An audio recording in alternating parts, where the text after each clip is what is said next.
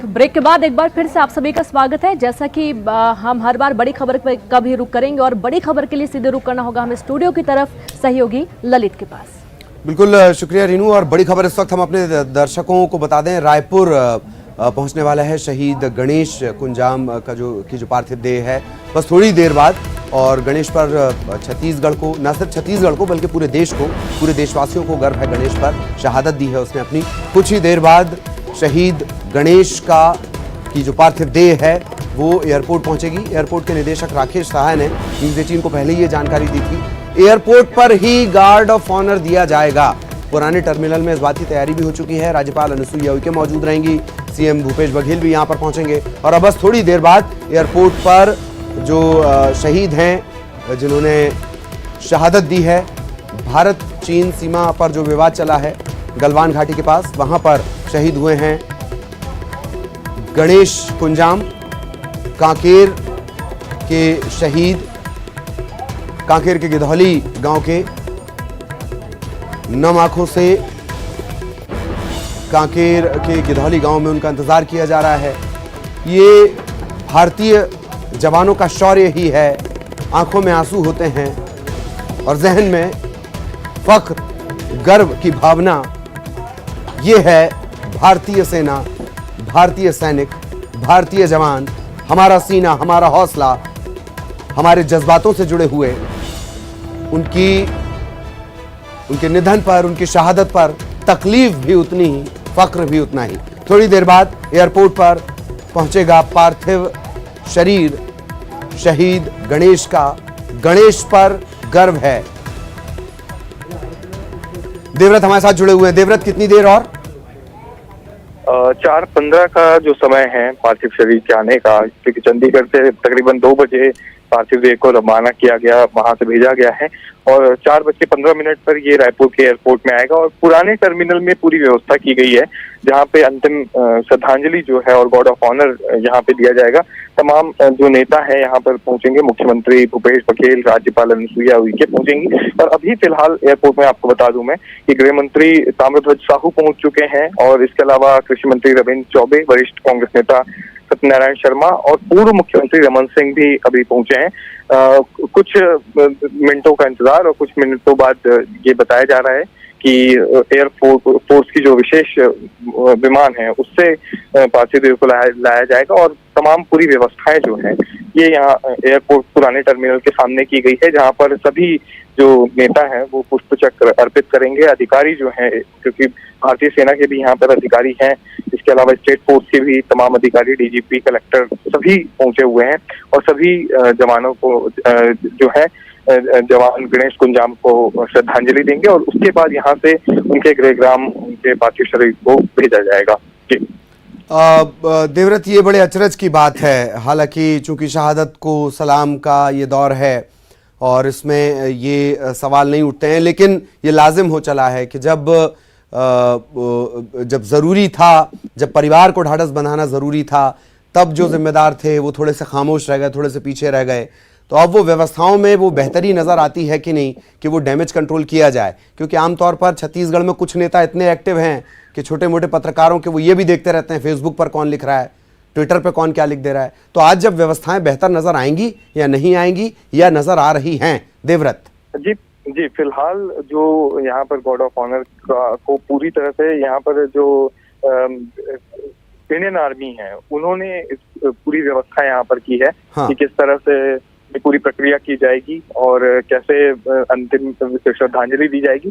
तो इसको पूरी तरह से स्टेट फोर्स जो है वो केवल उनका सहयोग कर रही है। पूरी तरह से इंडियन आर्मी ही तरफ से यहाँ पर तमाम व्यवस्थाएं की गई है।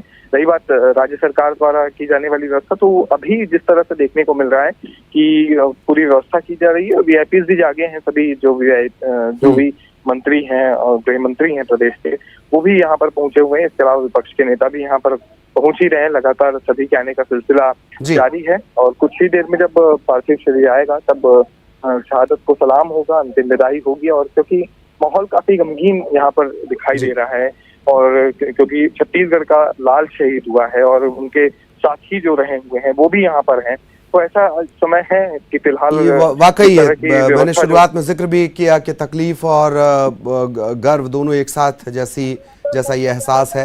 एक बात और देवव्रत की आगे शहीद का जो पार्थिव शरीर है वो किस तरीके से कांकेर भेजा जाएगा, उसकी क्या कुछ व्यवस्था की गई है?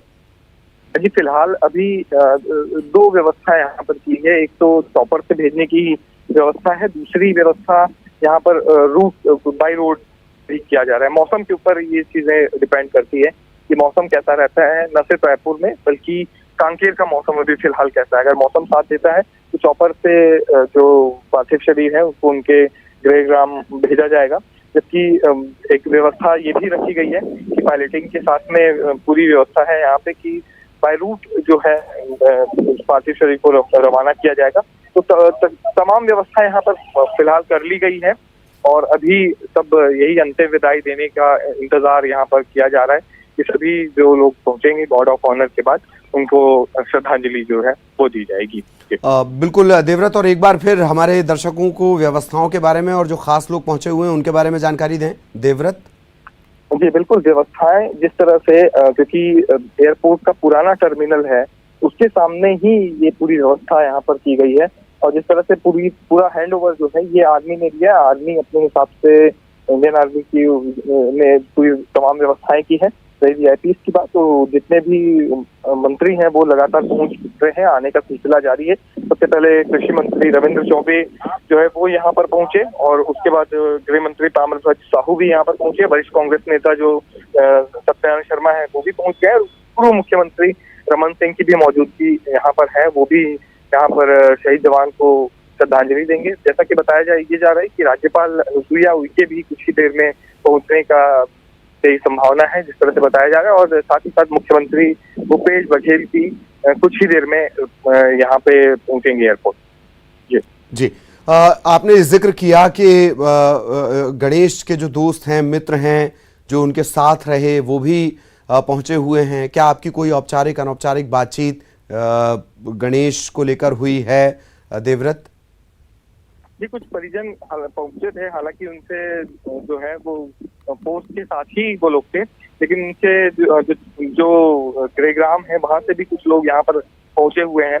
वो भी देख रहे हैं कि आखिर कितने समय लगेगा पार्थिव शरीर को पहुंचने में, क्योंकि वैसे ही इस घटना को हुए 3 दिन लगभग हो रहे हैं और ऐसे में तमाम व्यवस्थाएं जो है वो कांकेर में भी की जानी है और क्योंकि वहाँ पे पूरी अंत्येष्टि वहीं होनी है उनके गृहग्राम में, इसलिए ये पूरी व्यवस्था यहाँ से भी उनकी की जानी है। माहौल काफी गमगीन है क्योंकि प्रदेश का एक लाल अगर शहीद होता है तो निश्चित तौर पे माहौल उसी तरह का होता है और श्रद्धांजलि स्थल पर तमाम लोग यहाँ पर मौजूद हैं अंतिम विदाई देने के लिए गणेश को। और यकीनन ये एक तरह से दुख का पल तो है ही, साथ ही साथ ये गर्व का पल भी इसलिए है क्योंकि देश की सीमा पर लड़ते हुए अगर कोई जवान शहीद होता है तो ये न सिर्फ देश के लिए, प्रदेश के लिए और हर देशवासी के लिए गर्व का पल होता है और वही गर्व का क्षण दुख के साथ में सबको ही अनुभव कर रहे हैं और यही चीजें जो है यहाँ पर दिखाई दे रही है। गमगीन माहौल के साथ एक गर्व की अनुभूति भी यहाँ पे सामने में